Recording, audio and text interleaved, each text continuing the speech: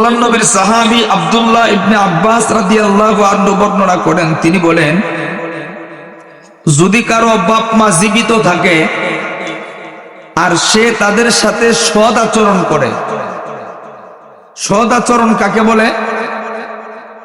বাপ মার কথা শোনা, বাপ মার প্রয়োজন পূরণ করা, বাপ মাকে কষ্ট না দেওয়া, এটার নাম হচ্ছে সৎ আচরণ।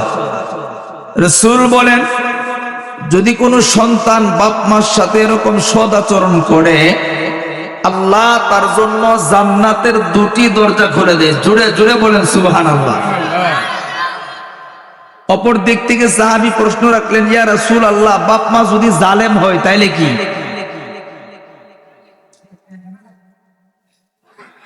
এখন জালেম বলতে আপনি কি বুঝেন? বাপ মা আপনার সম্পত্তি দেয় নাই, পড়াশোনা করায় নাই, এরকম জুলুমও যদি করে, এরপরেও রাসূলের হাদিসের ভাষায় বাপ মার সাথে অসৎ আচরণ করা যাবে না।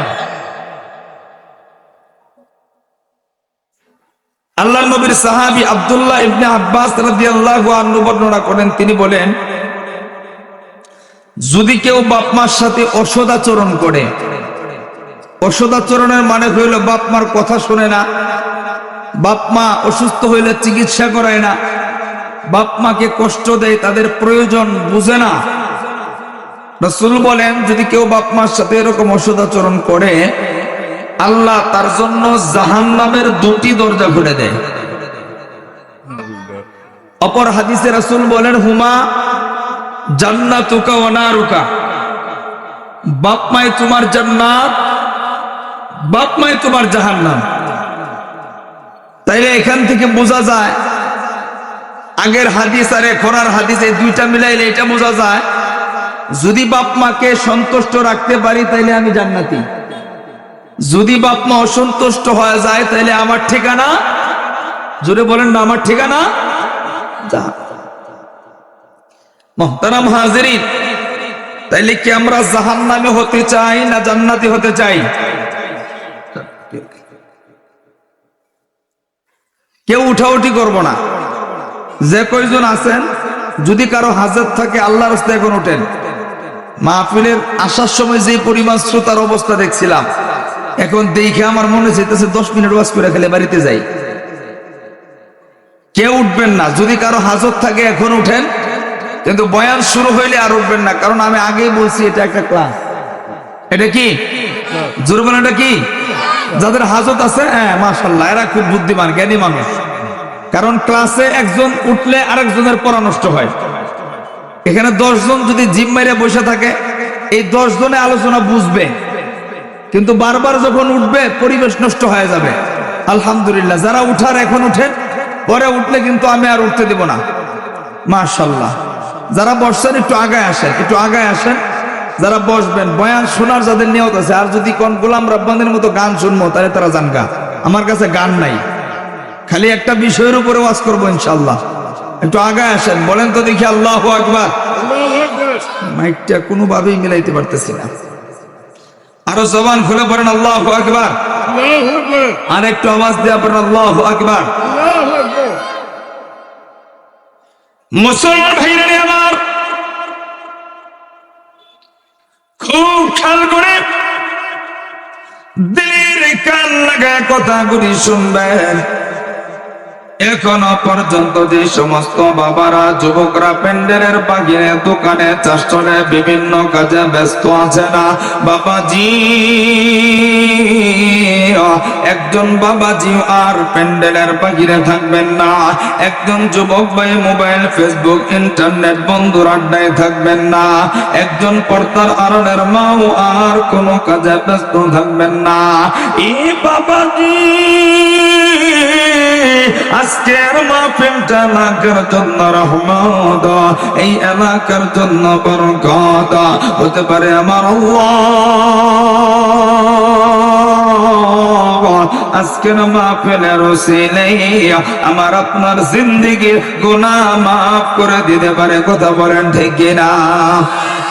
আর একটু জবান করে আওয়াজ দেয়া বলেন ঠিক না? এ বাবাজি, আল্লাহর পয়গম্বর মুসা কালিমুল্লাহ আল্লাহ রাব্বুল আলামিনকে ডাক দিয়া বলেন, আল্লাহ আপনি আমাকে ওসিয়ত করুন, উপদেশ দিন। আল্লাহ রাব্বুল আলামিন ডাক দিয়া বললেন, মুসা আমি তোমাকে আমার সন্তুষ্ট অর্জনের ওসিয়ত করেছি। মুসা কালিমুল্লাহ আবারও আল্লাহকে ডাক দিয়া বলেন, আল্লাহ আপনি আমাকে ওসিয়ত করুন, উপদেশ দেন। আল্লাহ রাব্বুল আলামিন ডাক দিয়া বললেন, মুসা আমি তোমাকে তোমার মায়ের সন্তুষ্ট অর্জনের ওসিয়ত করেছি। এ বাবাজি, মুসা কালিমুল্লাহ আবারও আল্লাহকে ডাক দিয়া বলেন, আল্লাহ আপনি আমাকে ওসিয়ত করুন, উপদেশ দিন। আল্লাহ রাব্বুল আলামিন ডাক দিয়া বললেন, মুসা আমি তোমাকে তোমার মায়ের সন্তুষ্ট অর্জনের ওসিয়ত করেছি। চতুর্থবার মুসা কালিমুল্লাহ আবারও আল্লাহকে ডাক দিয়া বলেন, আল্লাহ আপনি আমাকে ওসিয়ত করুন, উপদেশ দিন। আল্লাহ রাব্বুল আলামিন ডাক দিয়া বললেন, মুসা আমি তোমাকে তোমার বাবার সন্তুষ্ট অর্জনের ওসিয়ত করেছি। এই বাবাজি, এইখানে আল্লাহ রাব্বুল আলামিন সর্বপ্রথম মুসা কালিমুল্লাহকে আল্লাহর সন্তুষ্ট অর্জনের কথা বললেন। দ্বিতীয় নম্বরে মা বাবার সন্তুষ্ট অর্জনের কথা বললেন। এখান থেকে বোঝা যায় শুধুমাত্র আল্লাহকে সন্তুষ্ট করলে চলবে না, শুধুমাত্র নামাজ আদায় করলে চলবে না, শুধুমাত্র কুরবানি দিলে চলবে না, শুধুমাত্র যাকাত দিলে চলবে না। আল্লাহর হুকুমগুলি পালন করার সাথে সাথে যদি আমি আপনি মা বাবার খেদমত করে তাদের সন্তুষ্ট অর্জন করতে পারি, আমার আল্লাহ আমার আপনার ইবাদত গুলি কবুল করে নেবে, আমাকে আপনাকে জান্নাতের মেহমান বানিয়ে দেবে। আর যদি শুধুমাত্র আল্লাহর হুকুমগুলি পালন করে মা বাবাকে যদি সন্তুষ্ট না রাখি, আমার আপনার ইবাদত দিয়া আল্লাহর তৈরি জান্নাতে যাওয়া যাবে না, আল্লাহর তৈরি জান্নাতের মেহমান হওয়া যাবে না। এটা কোনো খবর হয় না। মা বাবার খেদমত কতটা গুরুত্বপূর্ণ, মা বাবার খেদমত কতটা ফজিলতপূর্ণ। আল্লাহর নবীর সাহাবী খলিফাতুল মুসলিমিন হযরত ওমর ইবনুল খাত্তাব রাদিয়াল্লাহু আনহু বর্ণনা করে, আল্লাহর নবীর সামনে একজন সাহাবী বসা, আল্লাহর নবীকে ডাক দিয়া কই, নবীজি আমি যুদ্ধের ময়দানে যাব, আমি জিহাদের ময়দানে অংশগ্রহণ করব। আল্লাহর নবী ডাক দিয়ে কই, যুবক তোমার বাবা মা কি জীবিত আছেনি? যুবকটা ডাক দিয়ে কই, নবীজি আমার বাবা মা জীবিত আছে। আল্লাহর নবী ডাক দিয়ে কই, যুবক তাইলে তুমি তাদের মাঝে জিহাদ করো, অর্থাৎ তাদের সেবা করো। যদি তাদের সেবা করে তাদের সন্তুষ্ট অর্জন করতে পারো, আল্লাহ তোমাকে জিহাদের নেকি দিয়া ধন্য করে দিবে। চিৎকার দিয়া করে সুবহানাল্লাহ। আর একটু জবান খুলে পড়ি তো আল্লাহু আকবার। মা বাবার খেদমত কতটা গুরুত্বপূর্ণ। আল্লাহর নবীর সামনে আরেকজন সাহাবী বসা, আল্লাহ নবীকে ডাক দিয়া কই, নবীজি আমি কার সেবা বেশি করব? আল্লাহ নবী বললেন তোমার মা। দ্বিতীয়বার বললেন তার বরকার। আল্লাহ নবী বললেন তোমার মা। তৃতীয়বার বললেন তার বরকার। আল্লাহ নবী বললেন তোমার মা। চতুর্থবার বললেন তার বরকার। আল্লাহ নবী বললেন তোমার বাবা। ঠাকুর এইখানে আল্লাহর নবী তিনবার মায়ের খেদমতের কথা বললেন।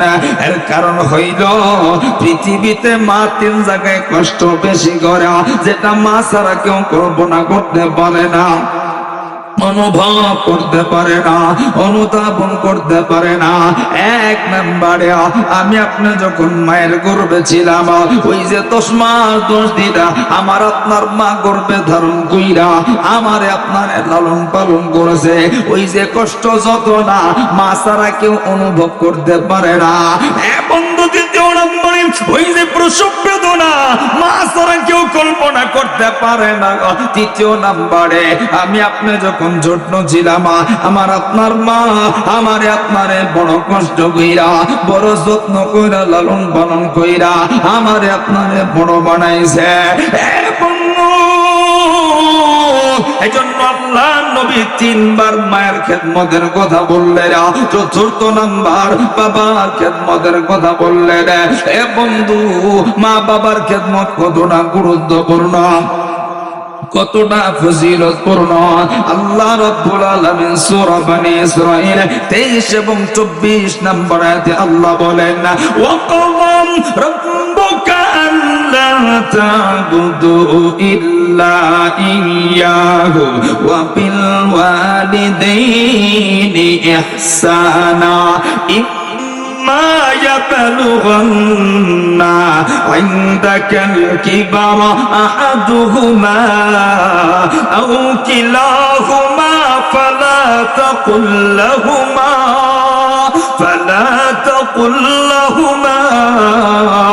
أف ولا تنهرهما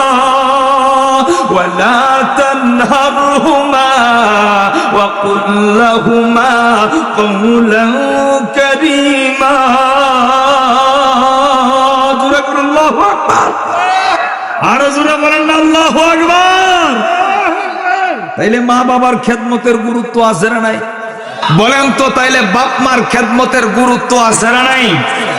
পিছনের ভাইরা কোনে সামনে এই কোনায় যে আওয়াজ হয় আর পিছনে এর অর্ধেক হয় না। কথা কইলে কোনো গুনাহ, এখানে যত কথা কইবেন ডান কাতের ফেরেশতা লিখতে আছে। বলেন তো, বাপ মার খেদমতের গুরুত্ব আছে না নাই? মাশাআল্লাহ, কম না বেশি? কোরআন হাদিসে বেশি, কিন্তু আমাদের কাছে কম। কথা কি ঠিক না ভাই? কোরআন হাদিসে বেশি, কিন্তু আমার ঠাকুরগাঁওয়ের মানুষের কাছে কম। দেখবেন রমজান মাস হইলে ছেলে নিজের বউয়ের গ্যাসের চুলা কিনে দিছে, ইফতারের খাবার রান্ধে, সেহরের খাবার রান্ধে, আর নিজের মাটা লাকড়ি দিয়ে রান্ধে। রমজান মাসেও তাকায় দেখবেন বৃদ্ধ বাবা রিক্সা চালায় সেহরের খাবার জোগায়, অথচ সন্তানের সেই পরিমাণ যোগ্যতা আছে বাবারে খাওয়ানোর মতো। কথা কোন ঠিক কিনা? তাইলে আমাদের কাছে বাপ্পার গুরুত্ব আছে না গেছে? জোরে কোন আছে না গেছে? কিন্তু কোরআন কি বলে? আল্লাহ বলেন, ওয়া কাযা রাব্বুকা আল্লা তা'বুদু ইল্লা ইয়্যাহু ওয়া বিল ওয়ালিদাইনি ইহসানা। আমি রব আল্লাহর পক্ষ থেকে নির্দেশ, আদেশ, হুকুম, আমি আল্লাহ ছাড়া কারো ইবাদত করবা না। এই দুনিয়ার মানুষ আমি আল্লাহ ছাড়া কারো ইবাদত করবা না। দ্বিতীয় নাম্বার অপশনে আল্লাহ বলেন, ওয়া বিল ওয়ালিদাইনি ইহসানা, তোমরা পিতামাতার সঙ্গে সৎ আচরণ করো।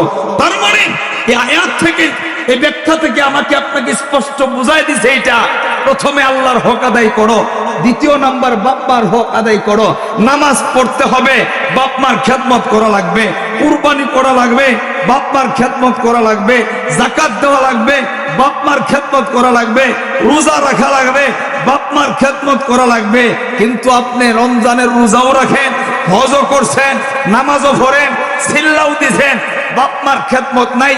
রাসূলের হাদিসের ভাষায় সেজদা জীবনের শুরু থেকে মরণ পর্যন্ত দিলেও, জীবনের শুরু থেকে মৃত্যু পর্যন্ত সিল্লা দিলেও, বছর বছর হজ করলেও বাপমা যদি অসন্তুষ্ট থাকে, একটা ইবাদতেও জান্নাতে যাওয়া যাবে না। কথা বলেন ঠিক কিনা? এজন্য ভাইরা বাপমার খেদমতের গুরুত্বটা বলেন তো। নামাজের হুকুমটা কার? আল্লাহর নাম লো নেই মিয়া। 5 তারিখের আগে মানুষ ভয় পাইতো, এখানে কোনো ভয় আছে? নেতাও নাই, খেতাও নাই, সব প্লাস্টিক। আমরা সবাই নেতা। কথা কোন ঠিক কিনা? জোরে কটনা, নামাজের হুকুমটা কার? পেছনের ভাইরা, সামনের ভাইরা কার? যে জুতো জুড়ে আল্লাহু আকবার, আল্লাহর নাম, সুবহানাল্লাহ, আলহামদুলিল্লাহ, এগুলা যার ভিতর থেকে যত জোরে আওয়াজ আসবে বুঝবেন আপনার ইমানটা তত শক্তিশালী আছে, ইমানটা তত বেশি সুস্থ আছে। আল্লাহর নাম নিতে ভয় পায় কারা, শক্তি পায় না কারা? সমাজের মুনাফিক যারা। কথা ঠিক কিনা? এজন্য ভাইরা বলেন তো, নামাজের হুকুমটা কার? রোজা রাখা কার হুকুম? কুরবানি দেওয়া কার হুকুম? হজ করাটা কার হুকুম? যাকাত দেওয়া কার হুকুম? তাইলে নামাজ পড়া যে আল্লাহর হুকুম, বাপ মার খেদমত করাটা ওয়া কাযা রাব্বুকা আল্লা তা'বুদু ইল্লা ইয়্যা ওয়া বিল ওয়ালিদাইনি ইহসানা, বাপ মার খেদমত করাটাও সে আল্লাহর হুকুম। তাইলে মানলে সওয়াব হইব, না মানলে কথা কইরা না মানলে তাহলে বাপ মার খেদমতের গুরুত্ব কম না বেশি? অনেক সন্তান আছে নিজের বাপ মার খবর নাই, শাশুড়িরে মা বানাইছে, শ্বশুররে আব্বা বানাইছে, নিজের বাপেরে কোনোদিন লঙ্গি কিনা দিনা দিলেও ঈদের টাইমে জোর করে টেহা হইলো 300, আর শ্বশুর বেড়াইতে এলে 1400 টাকা লঙ্গি কিনা দেয়। হ্যাঁ, নিজের মায়ের কাপড় দিয়ে 400 টাকা দিয়া, আর শাশুড়ে এলে 500 টাকা দিয়ে কাপড় এনে দেয়। নিজের মারে মুরগি কিনা খাওয়ায় না, শাশুড়ি আইলে ঠাকুরগাঁও সদর হতে বড় কক মুরগি আনে, তার আম্মা এসে, তার আম্মা এসে বাজারের বড় মাছ এনে খাওয়ায়। এই মেয়ে শাশুড়ি আপন মানা, 2-4-5 দিন ভালো মন্দ খাওয়াইবেন, শাশুড়ি কইবা এমন জামাই ঠাকুরগাঁও ডিস্ট্রিক্টে নাই। যখন খাওয়ানি চেপা সুটকি খাওয়ানি ধরবেন, তখন কইব জামাই বালা না, মন নষ্ট হয়ে গেছে। কিন্তু নিজের মারে সারা জীবন খাওয়াইতে না পারলেও কইব আমার সন্তান ভালো, খাওয়াইতে পারলেও কইব ভালো। কথা বলেন ঠিক কিনা? এটার নাম হচ্ছে মা, কারণ সন্তান পেটে ধরছে। এই জন্য ভাইয়া বাপ মাকে কখনো কষ্ট দিব না, রাজি আছি ইনশাআল্লাহ। আবার অনেকে আছে নিজের বাপ মারও খবর লয় না, শ্বশুর শাশুড়িও নাই, পীরের কাছে মুড়ি দিয়েছে, ওইটার একটা আব্বা, যেটা লঙ্গিও নাই, সালাও নাই, মেশিন সব দেখা যায়। বছর শেষে গরু ছাগল ফাঁড়া ফাঁড়ি কিনা লইয়া বাবার মাজারে দৌড়ায়। কথা কোন ঠিক না? বাবা এক টান গাঁজা খাওয়াইয়া দিনের তারা দেখাইয়া কাহিরা নিল বাবা আশিক প্রাণ, ধর কি মারো টান কাঞ্জা বাবার আসে কান। কথা কোন ঠিক না? মহিরা গেলে সঙ্গে কিছুই নিব না। আমি কই মহিরা গেলে বাপু তোর কিছু নিতে হইব না, মরলে বাসের নিয়ে খারাই দিয়েছে তোর দেখি। কথা কোন ঠিক না? হ্যাঁ মেয়ে বলেন তো, ফিরের ফাওয়ার নিচে জান্নাত আছে? প্রধানমন্ত্রীর ফাওয়ার নিচে আছে, মক্কা মদিনার ইমামের ফাওয়ার নিচে আছে, কিন্তু রাসূল বলেন আল জান্নাতু তাহতা আকদামিল উম্মাহ, মায়ের পায়ের নিচে সন্তানের জান্নাত। জোরে কোন সুবহানাল্লাহ। নেতারে মুরগি কিনা খাওয়ান, শাশুড়িরা গরু কিনা খাওয়ান, মসজিদের ইমাম সাহেবের খাসি কিনা খাওয়ান, যেই মার ফাওয়ার নিচে জান্নাত, এই মারে কয়দিন মুরগি আর গরু খাওয়াইছে? হ্যাঁ, যেই মার পায়ের নিচে জান্নাত, এই মাটারে আপনি কয়দিন দিল থেকে ভালোবাসা কইছেন, মাগো আপনার লেগে মুরগিটা আনলাম, আপনার আনবেন, আমি আর আপনি মিলে দুইজনে মিলে এক জায়গায় খাবো পয়সা। এই কথা মারে কোনোদিন বলতে পারছে? এই জন্য ভাইরা বাপ মা এমন এক সম্পদ, আল্লাহর কাছে হাত উঠাইতে দেরি, আল্লাহ সেই দোয়া কবুল করতে দেরি করে না। আল্লাহর পয়গম্বর মুসা কালিমুল্লাহ, কষ্ট হইতেছে আপনাদের? মুসা কালিমুল্লাহ আল্লাহর একদিন ডাক দিয়া কয়, আল্লাহ আপনি তো আমারে জান্নাত দিবেন, তো জান্নাতের ভিতরে বন্ধু হইয়া আমার সাথে কে জান্নাতে যাইব, এই মানুষটারে আমি দুনিয়া থেকে একটু দেখবার চাই। সুবহানাল্লাহ। না মুসা কালিমুল্লাহর কথা শুই না, আল্লাহ ডাক দেয়া কয়, মুসা রে, অমুক বাজারে একজন কসাই আছে, এই কসাই গোশত বিক্রি করে, এই লোকটা তোমার বন্ধু হইয়া একসঙ্গে তোমার সাথে জান্নাতে যাবে। মুসা পয়গম্বর এত বড় নবী চিন্তায় পড়ে গেছে, কি সাধারণ কসাই মানুষ, এ আমার বন্ধু হইয়া জান্নাতে যাবে, কোন আমলের কারণে, এইটা আমার দেখা দরকার। আল্লাহর পয়গম্বর মুসা কালিমুল্লাহ বাজারে চলে গেছে। কষ্ট বেশি সময় দিব না, আর 40 মিনিট বা আধা ঘন্টার ভিতরে আমি শেষ করে দিব ইনশাআল্লাহ। চলুক। হ্যাঁ, মুসা কালিমুল্লাহ হাঁটি হাঁটি পা পা করে বাজারে যায়, দেখে সত্যি সত্যি একজন কসাই গোশত বিক্রি করতেছে। এই দৃশ্য দেখে আর খুঁজতেছে কি এমন ব্যতিক্রম আমল তার মাঝে আছে যে আমলের কারণে আমার বন্ধু হইয়া আমার সাথে জান্নাতে যাবে। সকাল থেকে দুপুর হয়ে গেছে, ব্যতিক্রম কোন আমল দেখে না। সন্ধ্যা হয়ে গেছে, কসাই নিজের সামানা ছুরি দাও গুছায়া গন্তব্যের দিকে রওনা হয়েছে। মুসা পয়গম্বর না খালি হাতে ফেরত জন যেত না, এটা আমার যাই না, তারপরে বাড়িতে যেতেই হবে। মুসা পয়গম্বর নিজের পরিচয়টা গোপন করছে, আমি যে নবী এটা পরিচয় দেওয়া যাবে না। মুসলমান ভাইরা আমার, আল্লাহর পয়গম্বর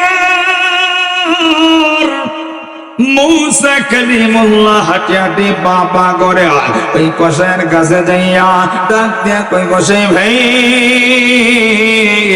আমি একজন পথিক মানুষ, আমি আপনার বাড়ির মেহমান হতে চাই। আমার কি আপনার বাড়ির মেহমান বানানো যাবে না? আমার কি আপনার বাড়ির মেহমান বানায় রাখা যাবে না? যুবক ভাইরা, আল্লাহর গোলাম কসাইটা ডাক দেয় কই, পথিক ভাই, চিন্তার কোনো কারণ নাই, পেরেশানির কোনো কারণ নাই, অবশ্যই আপনি আমার বাড়ির মেহমান হবে না। মুসা কালিমুল্লাহ এবার কসাইয়ের পেছনে পেছনে হাঁটি হাঁটি পা পা করে রওনা হয়ে গেছে। যুবক ভাইরা, আল্লাহর গোলাম মুসা কালিমুল্লাহ হাঁটি হাঁটি পা পা করে যখন কসাইয়ের বাড়ির সামনে হাজির হলো, এমন সময় আল্লাহর পয়গম্বর তাকা দেখে ওই কসাইটা ছোট্ট একটা ঘরের ভিতরে ঢুকছে। ওই ঘরের ভিতরে একটা পালঙ্কের ভিতরে একজন বৃদ্ধা মহিলা বসা। বৃদ্ধা মহিলাটার শরীরটা পরিষ্কার হয়ে আছে, কাপড় চোপড় গুলি নষ্ট হয়ে আছে। এ বন্ধু,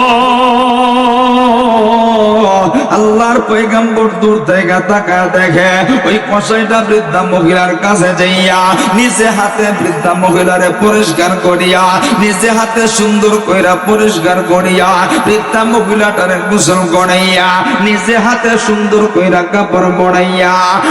যুবক ভাইরা, আল্লাহর পয়গম্বর তাকে দেখে রে ওই বৃদ্ধা মহিলার জন্য বাজার থেকে কিছু গোশতের টুকরা এনেছিল। ছোট্ট ছোট্ট কইরা কাইটা এই গোশতগুলি রান্না কইরা বৃদ্ধা মহিলার কাছে যাইয়া ওই কসাইটা বৃদ্ধা মহিলার মুখে খাবার উঠা দেয়। মুসা পয়গম্বর তাকে দেখে রে বৃদ্ধা মহিলা যখন খাবার গুলি চায়, বৃদ্ধা মহিলার চোখ বাবা পানি পড়ে, বিড় করে যেন কি বলতে চায়।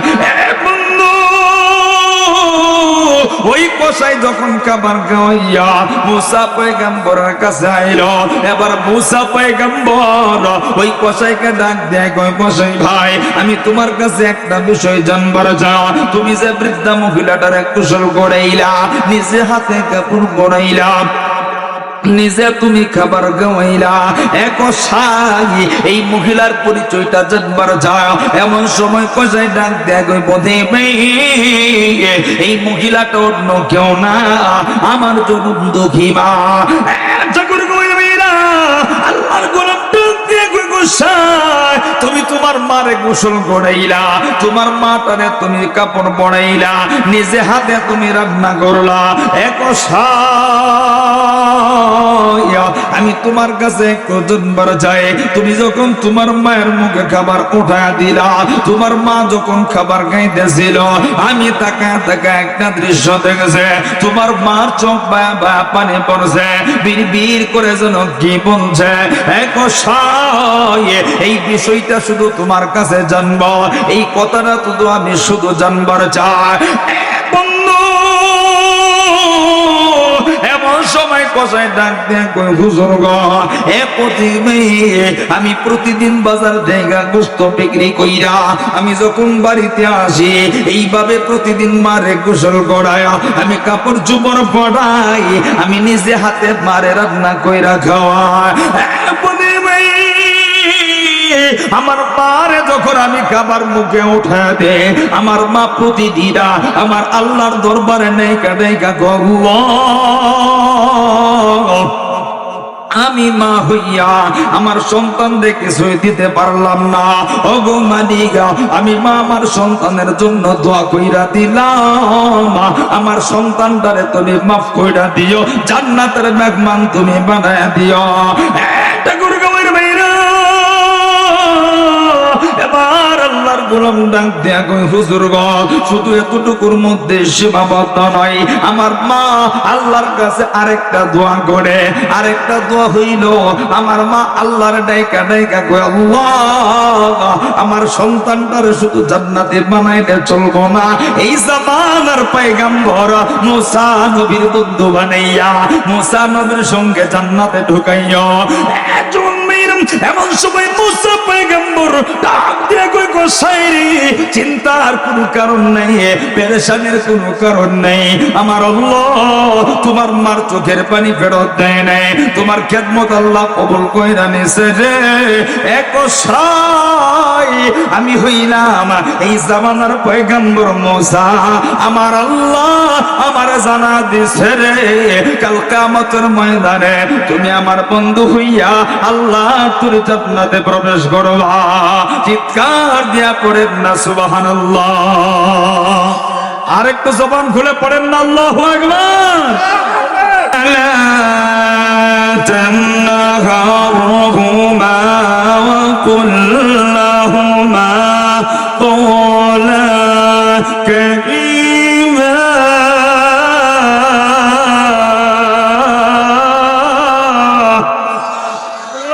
আল্লাহ নিজে ডাক দেয় কই ওয়ালা তানহারহুমা, বাপ মারে ধমক দিস না। সুবহানাল্লাহ কয় না, বাপ মারে ধমক দিতে মানা করছেন কে?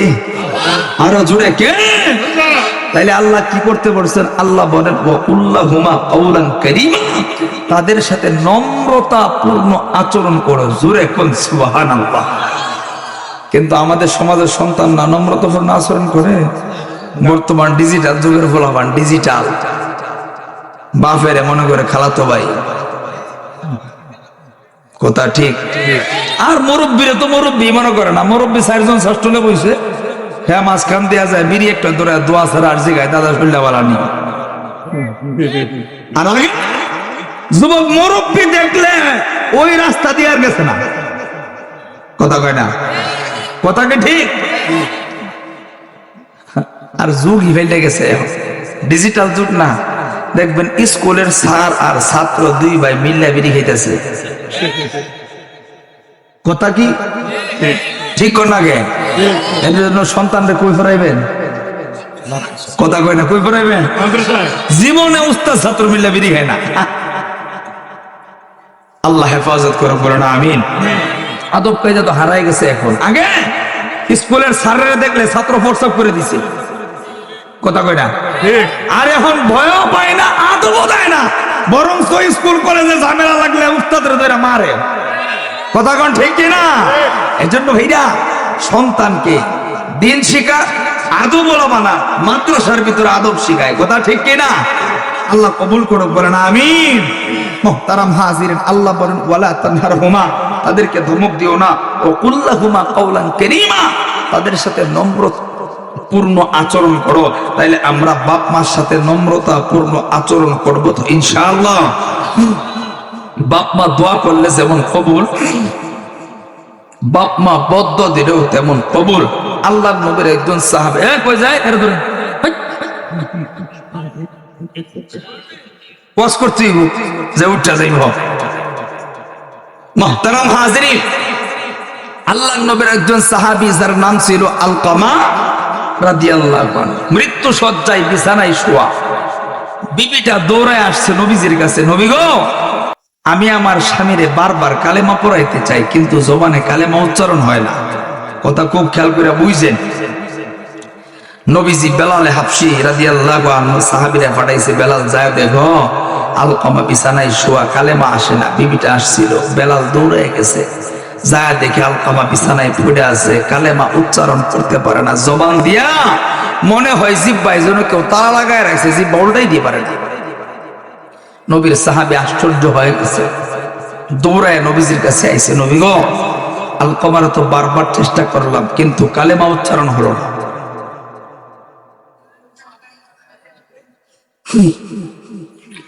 মুসলমান ভাইরা আমার, আল্লাহর নবীর সাহাবী হযরতে বেলাল হাবশী রাদিয়াল্লাহু আনহু আল্লাহর নবীর কাছে দৌড়ায় গেলেন, নবীজি আলকমারে বারবার কালেমা পড়াইতে চাইলাম, কিন্তু আলকমার জবানে কালেমা আসে না, আলকমা কালেমা উচ্চারণ করতে পারে না। এমন সময় আল্লাহর গোলাম আল্লাহর নবী সাহাবীদেরকে ডাক দিয়া কই, সাহাবীরা আমি তোমাদের কাছে একটা বিষয় জানবার চাই, আলকমার বাবা মা কি দুনিয়ার জমিনে বেঁচে আছেন? এমন সময় সাহাবীরা ডাক দিয়া কই, নবীজি আলকমার বাবা দুনিয়ার জমিনে বেঁচে নেই, আলকমার প্রেতা মাটা এখনো পর্যন্ত বেঁচে আছে। আল্লাহর নবী ডাক দিয়া কই, সাহাবীরা আলকমার মা যদি আমার কাছে আইতে পারে তাইলে তারে আইতে বলো, আর যদি না আইতে পারে আমি নবী তার কাছে যাব। এই কথাটা আলকমার মায়ের কাছে পৌঁছানো হলো।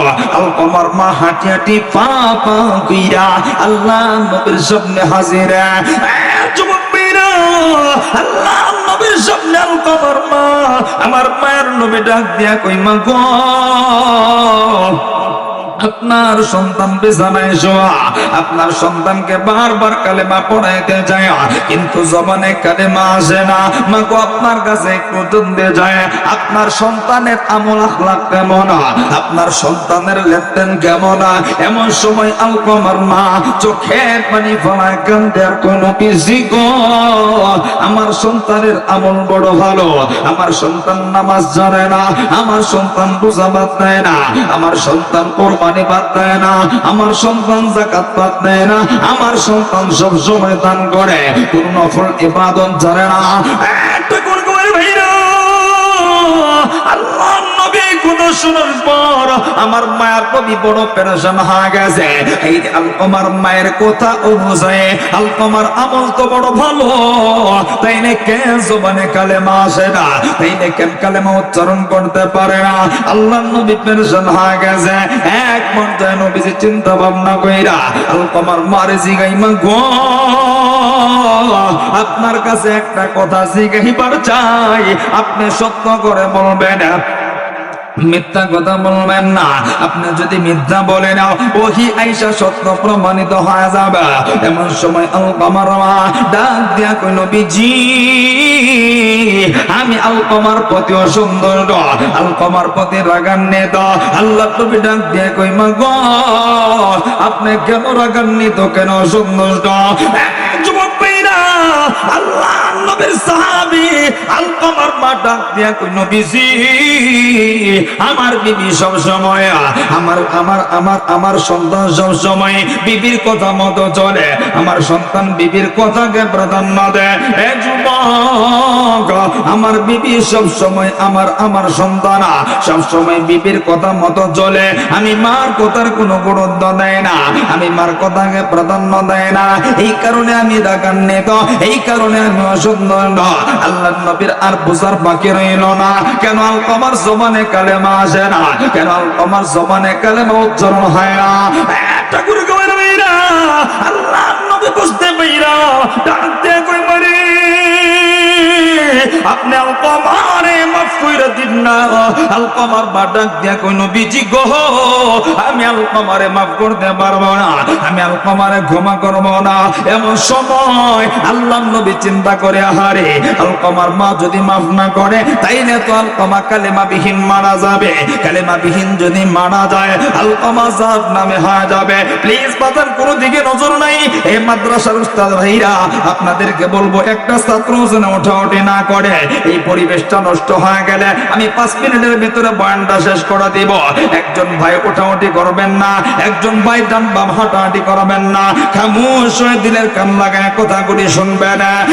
যুবক ভাইরা, আল্লাহ নবী চিন্তায় পড়ে গেছে, আলকমার মা যদি মাফ না করে রে তাইলে কালেমা বিহীন মারা যাবে, আলকমা জাহান্নামী হয়ে যাবে।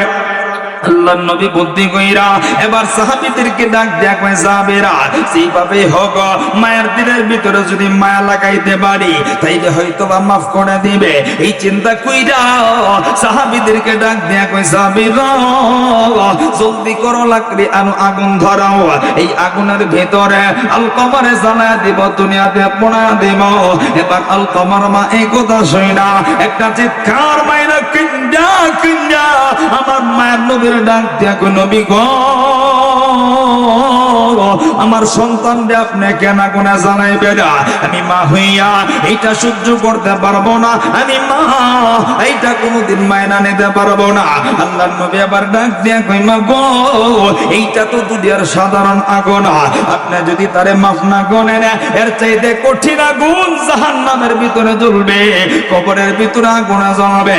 এবার আলকমার মার চোখই লাগেছে, আলকমার মা ডাক দিয়া কই নবীজি আমি আপনাকে সাক্ষী রেখা সাহাবীদেরকে সাক্ষী রেখা আমার আল্লাহর শুনাইয়া আমি আলকমারে মাফ কইরা দিলাম। আল্লাহ নবী ডাক দিয়া কই বেলাল রে এবার যায় দেখো না আলকমা কালেমা পড়তে পারে কিনা। আল্লাহ নবীর সাহাবী হযরত বেলাল একটা দূর দিয়ে আলকমার দরজার সামনে হাজিরা। আগে যে বেলাল দরজার সামনে না কাছে বৈশাখ কালেমা পড়াইতে চাইলো, আলকমা কালেমা পড়তে পারলো না। আর বেলাল চা দেখা রে অটোমেটিক আল্লাহর নবীর সাহাবী আলকমা ঘরে শিয়া শিয়া জবানটা খুইলা পড়তেছে লা ইলাহা ইল্লাল্লাহ মুহাম্মাদুর রাসূলুল্লাহ লা ইলাহা রিকশা চলে না চালক ছাড়া, নৌকা চলে না মাঝি ছাড়া, দুনিয়া চলে না আল্লাহ ছাড়া, মুমিন চলে না জিকির ছাড়া। লা ইলাহা লা ইলাহা ইল্লাল্লাহ লা ইলাহা ইল্লাল্লাহ লা ইলাহা ইল্লাল্লাহ মুহাম্মাদুর রাসূলুল্লাহ। সবাই পড়ি সাল্লাল্লাহু। কষ্ট হচ্ছে আপনাদের? জোর করার কষ্ট হচ্ছে? আর আধা ঘন্টা সময় দিন যাবো ইনশাআল্লাহ। কার কার দিন যাবে দুইটা হাত উঁচা করে একটু জবানটা করে আল্লাহকে খুশি করার জন্য পড়েন তো দেখি আল্লাহু আকবার। হয় নাই আরো জবান খুলে পড়েন তো আল্লাহু আকবার। আল্লাহ কবুল করুক বলেন আমিন। আলকমার জবানে কালেমা ততক্ষণ আসে নাই যতক্ষণ মায়ের মনে কষ্ট। মাশাআল্লাহ মায়ের মনে কষ্ট ছিল। যখন মা মাফ করে দিছে জবানে কালেমা দিছে কে? আরে জোরে কোন না কে? মনে রাখবেন আপনিও যদি বাপ মারে কষ্ট দেন হতে পারে বাপ মার বদদোয়ার কারণে আপনার জবানে কালেমাটা নাও আসতে। আল্লাহর নবী বলে যারা বাপ মারে কষ্ট দেয় আমি তাদের প্রতি অসন্তুষ্ট, নবী যার প্রতি অসন্তুষ্ট আল্লাহর রহমত থেকে সে বঞ্চিত। যেই মানুষটা আল্লাহর রহমত থেকে বঞ্চিত থাকবে মনে রাখবেন কিয়ামত পর্যন্ত ইবাদত করলেও সে জান্নাতে যেতে পারবে না। তাহলে মনে আসেনি হুমা জান্নাতুকা ওয়া নারুকা, বাপ মাই তোমার জান্নাত বাপ মাই তোমার জাহান্নাম। মুহতারাম হাজিরিন, এজন্য ভাইরা যদি জান্নাত পেতে চাই বাপ মাকে সন্তুষ্ট করা লাগবে। এখন কইবেন হুজুর আমার বাপ তো ভালো না, এই সেই যত কিছুই থাকুক কোনোভাবেই বাপ মাকে কষ্ট দেওয়া যাবে না। আপনি যখন ছোট্ট ছিলেন আমরাও তো তেরা ছিলেন, কত কিছু করছেন, তাই কি আপনারা তেজ্য করে দিছে, ফালায় দিছে? হ্যাঁ, এই জন্য ভাইরা পৃথিবীতে বলেন তো বাবার চাইতে মার চাইতে আপন কেউ আছে? রাসূলের কন্যা আছে? আল্লাহ কই ওয়াহফিদ লাহুমা জানাহা যুল্লি মিনার রাহমা, বাপ মার জন্য তোমার দিলের অন্তরের সমস্ত রহমত দয়া মায়া তুমি তাদের জন্য বিছায়া দাও। সুবহানাল্লাহ করেন না? আল্লাহ কেন এই কথা বললেন এটার গবেষণা করতে যাই আমি যতটুকু বুঝলাম আল্লাহ যে কইলেন ওয়াহফিদ লাহুমা জানাহা যুল্লি মিনার রাহমা, বাপ মার জন্য দিলের রহমতের মায়ার চাদর বিছায়া দাও, এটা আল্লাহ কেন লিখে কইছে জানেন? আমি আপনি যখন ছোট্ট ছিলাম, মনে করেন এই যে আমার ভাই আমার পাশে বসা, একটা উদাহরণ দিচ্ছি খুব খেয়াল করে বুঝেন। বাবাটা কেমন থাকে সন্তানের জন্য শুধু এতটুকু বোঝাই, সন্তানরা বোঝেন। সন্তান অসুস্থ হয়ে গেছে, বাবা মনে করেন রিক্সাওয়ালা মানুষ, গরিব মানুষ, সন্তানটারে নিয়ে আপনাদের ঠাকুরগাঁও সাধারণ মেডিকেলে ভর্তি করছে। রিক্সাওয়ালা মানুষের আর কত ইনকাম? যুবক, এখন তো দেখতেছো তোমার বাপের বাড়ি আছে, এই আছে, সে আছে। আজ থেকে 20 বছর আগে এই এলাকার 90% মানুষ গরিব ছিল। এখন সে আমরা ভোটাঙ্গি করে শুনি, আমার বাপেও তো গরিব আছে, বাংলাদেশের অবস্থায় তো গরিব আছে, কথা কয় না? এখন সে কত কিছু দেখতাছি, ওই সময়কার কথা বলতেছি। মনে করুন অসুস্থ হয়ে গেছে রিক্সাওয়ালা মানুষ, ঠাকুরগাঁও সদর হসপিটাল থেকে বলছে আপনার ছেলের চিকিৎসা এখানে আর সম্ভব না, আপনার ছেলের নিতে হবে আরো বড় হসপিটালে। উনি কি করব? সাধারণ মানুষ, রিক্সাওয়ালা মানুষ, পকেটের যা টাকা আছিল আত্মীয় স্বজনের কাছ থেকে কিছু ঋণ কইরা নিয়ে বড় হসপিটালে ভর্তি করছে। 1 মাস চিকিৎসা করার পরে ডাক্তার ডাক দিয়ে কই এই জায়গায় সম্ভব না, সন্তান নিতে হইব ঢাকা মেডিকেলে। রিক্সাওয়ালা মানুষ, সহায় সম্বল সব শেষ, আত্মীয় স্বজনের কাছ থেকে ঋণ করছে, ডান বাম টাকানোর কোনো সুযোগ নাই। আল্লাহর গোলাম ঢাকা মেডিকেল কিছুদিন ভর্তি করার পরে ব্যয়বহুল খরচ, ডান বাম কিছুই নেই, মানুষের কাছে হাত পাইতা সব শেষ, জায়গা জমিনও যা ছিল সব বিক্রি করছে, আসে শুধু ঘর বিটা। এবার ডাক দিয়া বলতেছে, ডাক্তার ডাক দিয়া কই বাবাজি আপনার সন্তান বাঁচতে পারে নাও বাঁচতে পারে, তবে এটার কোনো ওয়ারেন্টি গ্যারান্টি নেই, তবে একটা চিকিৎসা আছে, টাকা লাগবে 10 লাখ। কয় লাখ? জোরে বলেন কয় লাখ? কিন্তু রিক্সাওয়ালা মানুষ 10 লাখ টাকা পাবে কোথায়?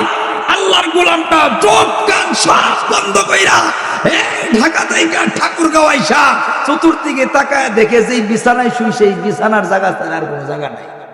কিন্তু তার দিনের চাওয়া হলো আমার সন্তান বাঁচানো দরকার। আল্লাহর গোলাম এলাকার ধনাঢ্য মানুষের যায় বলতেছে, ধনাঢ্য মানুষের কাছে যায় বলতেছে ভাইজা আমার সন্তানটা অসুস্থ, ঢাকা মেডিকেল ভর্তি, ডাক্তার বলছে 2-4 লাখ টাকা হলে সন্তান বাঁচতে পারে। ভাইজান আমি তো গরিব মানুষ, ঘর বাড়ি ছাড়া কিছুই নাই, আমি আমার বাড়িটা বিক্রি করতে চাই। টাকাওয়ালা জিগায় এই কদ্দুচ্চা তুমি বাড়ি বিক্রি করে দিলে থাকবা কই?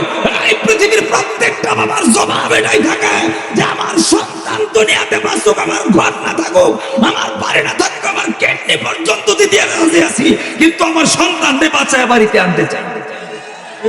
এটা হলো প্রত্যেকটা বাবার বক্তব্য, এটা প্রত্যেকটা বাবার বক্তব্য। দেখো না শহর অঞ্চলে ঘুরে দেখবা ভিক্ষা করে কেনলিগা সন্তান অসুস্থ, কিন্তু এমন একটা মাগার ফুলা পাইবা না যে বাপ্পা অসুস্থ হলে ভিক্ষা করতেছে, এমন নাই, এমন নাই। যদিও ভিক্ষা করে এটা টাউটা কথা কয় নাকি?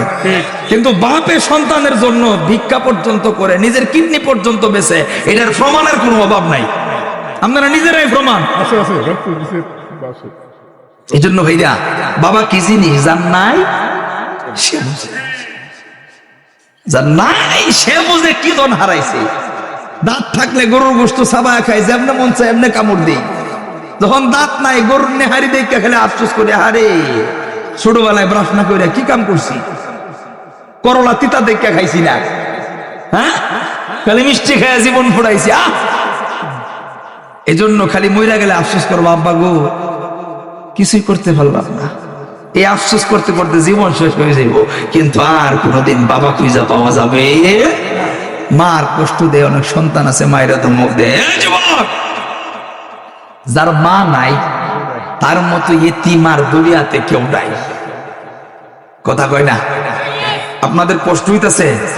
এই ফিচি ফিচিটি আপনার বলে এত ওটি করে কি অনেকের ভালো লাগতেছে না, ওয়াজ উঠে যাইতেছে, গজুরি ওয়াজ হইল, এটা বাপ মার কদরই বুঝে না, কথা কোন ঠিক না? বাপ মার কদর বুঝবে যারা আজকের মাহফিলে মুনাজাত পর্যন্ত থাকবে তারা, কথা বলেন ঠিক কিনা? আল্লাহ কবুল করুক, বলেন আমিন। আল্লাহ এজন্য বলছেন ওয়াখফিদ লাহুমা জানাহাজ যুল্লি মিনার রাহমা, তোমার বাপ মার জন্য তোমার দিলের সমস্ত মায়ার চাদর বিছায়া দাও। আমার বাপ মাও আমার আপনার জন্য দিলের সমস্ত মায়ার চাদরটাই বিছায়া দিছে। বাবা এখন এক কথা 2বার 3বার করে পাগল হয়ে গেছে, কথা কি?